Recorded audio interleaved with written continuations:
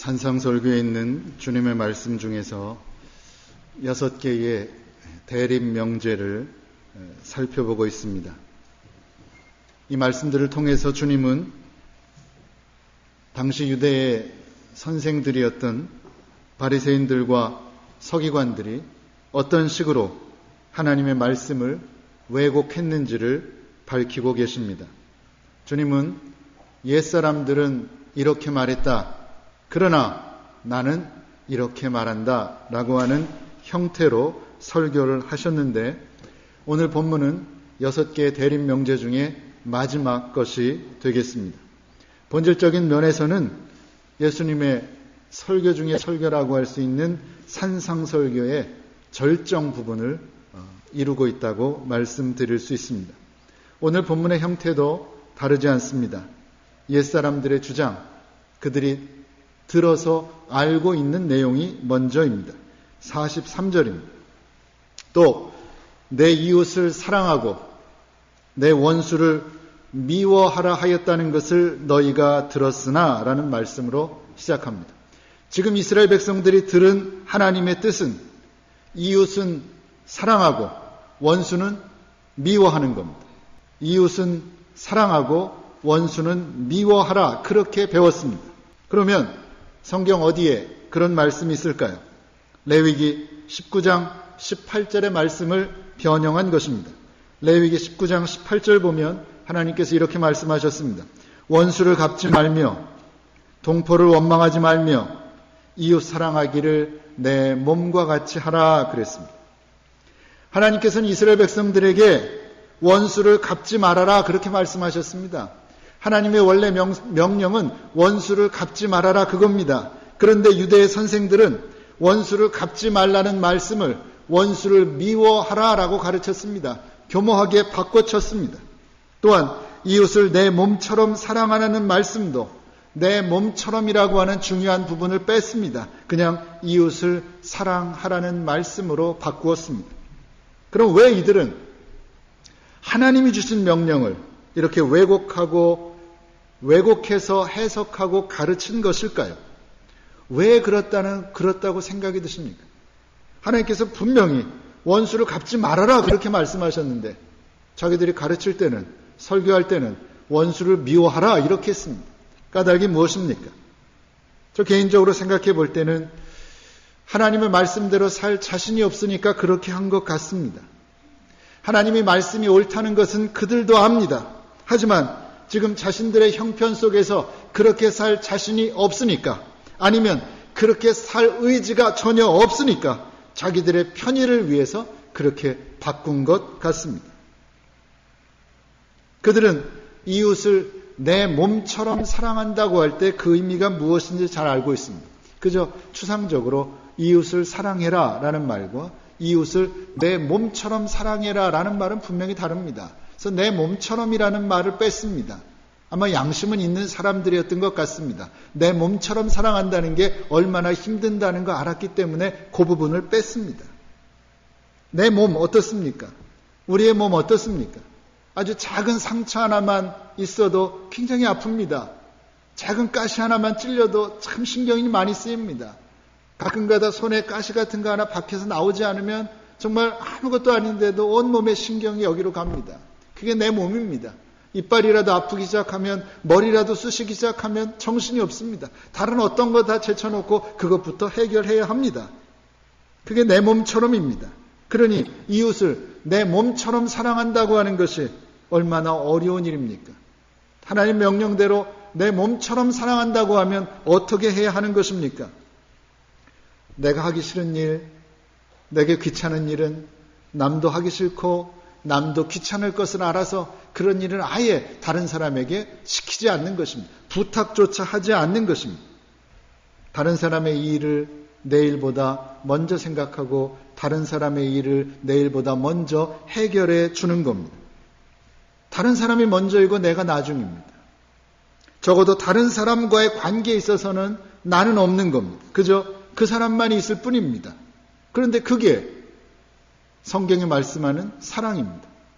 이웃을 내 몸처럼 사랑해라라고 하는 하나님의 명령에는 그런 뜻이 있는 겁니다.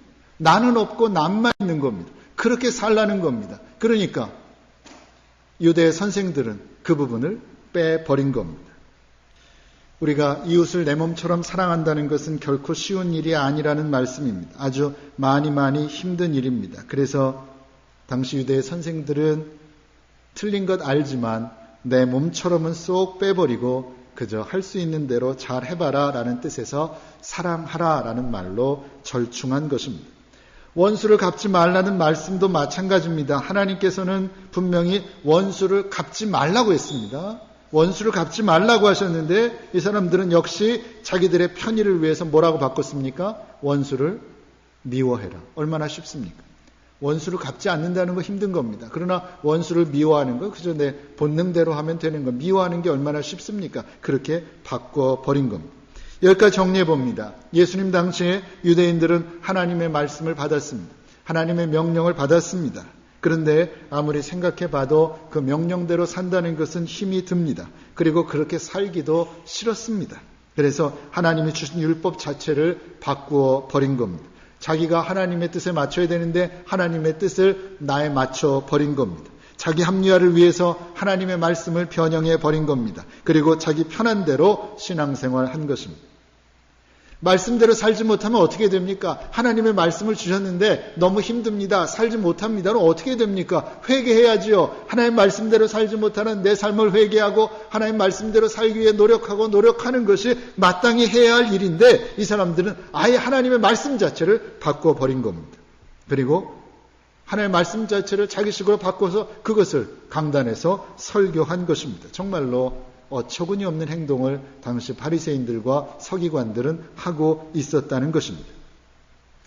그런 현실을 너무나 잘 알고 계셨던 주님은 산상설교를 통해서 또한 오늘 본문의 말씀을 통해서 잘못된 것을 바로잡으십니다.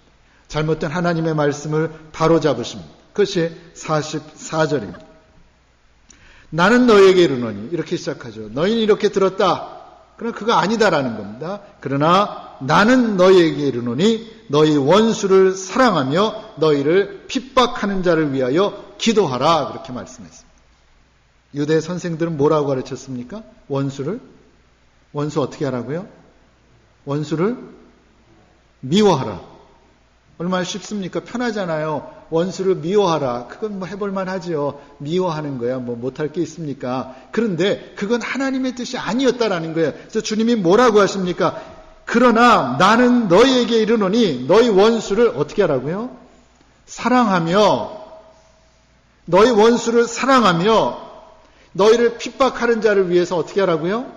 기도하라고 가르친 그게 하나님의 뜻이라는 거죠. 그게 하나님의 명령이라는 겁니다. 그것이 우리를 향한 하나님의 기대하심이고 하나님의 요구하심입니다. 원수는 미워해야 할 대상이 아니라 사랑해야 할 대상이고 원수는 증오해야 할 대상이 아니라 위에서 기도해야 할 대상이라는 겁니다. 그게 오늘 우리를 향한 하나님의 요구하시는 겁니다.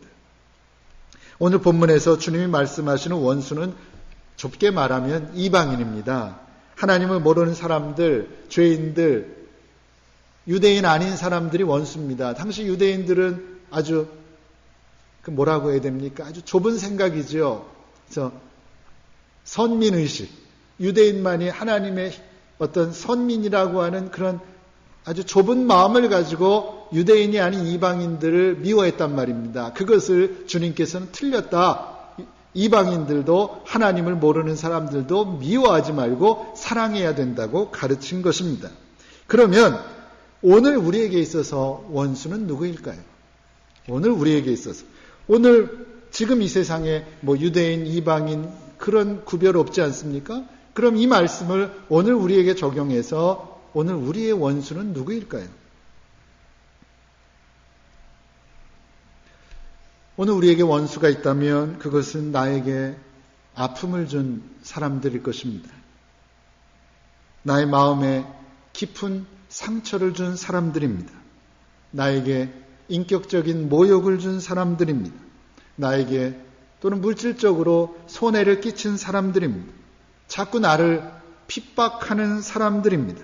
그런 사람들이 오늘 우리들에게 있어서 원수입니다. 정말 원수 같은 존재입니다. 날 아프게 하니까, 나를 힘들게 하니까